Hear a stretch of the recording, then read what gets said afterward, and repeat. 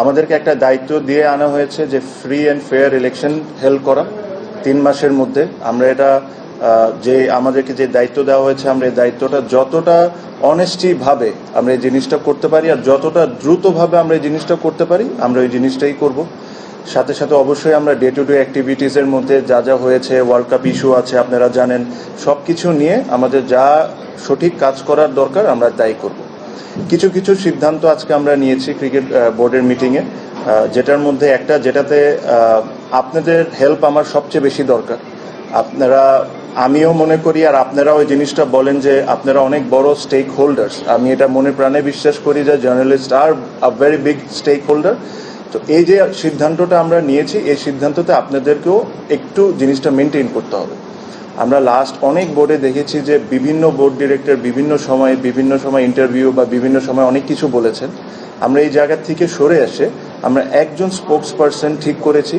Anything to do with the board please contact him. ওটা আমরা সিদ্ধান্ত নিয়েছি ওটা তানজিল ভাই হবে। সো আপনারা এই জিনিসটা একটু মেনটেন করেন, তাহলে আমাদের জন্য কাজ করাটা সহজ হয়ে যাবে। কারণ আপনারা যদি ধরেন আমাকে পাইলেন বা আরেকজনকে পাইলে একটা প্রশ্ন করে ফেললেন, তাহলে এই ইউনিটিটা আমাদের ব্রেক হবে। যেহেতু আপনারা আমাদের পরিবারের একজন সদস্যই, তো এই জিনিসটা আপনাদেরকেও মেনটেন করতে হবে যে ক্রিকেট বোর্ড রিলেটেড বা কোনো সিদ্ধান্ত যদি আমরা নিয়ে থাকি, এটা তানজিল ভাই এসে এটা আপনাদেরকে টাইম টু টাইম যখন দরকার মনে হবে তখন আপনাদেরকে জানাবেন। এখানে এর চেয়ে বেশি আমি আজকে আর কোনো কিছু বলতে চাই না। আজকে আমাদের খুবই অল্প সময় ছিল, আমরা এসেছি, আমরা কিছু কিছু সিদ্ধান্ত নিয়েছি। এগেইন ওটা তানজিল ভাই আপনাদেরকে সুন্দর করে ব্রিফ করবেন। আর প্লাস কালকে আমাদের আরেকটি বোর্ড মিটিং আছে, ওটাতে আমরা যা সিদ্ধান্ত নেওয়া আমরা নিব।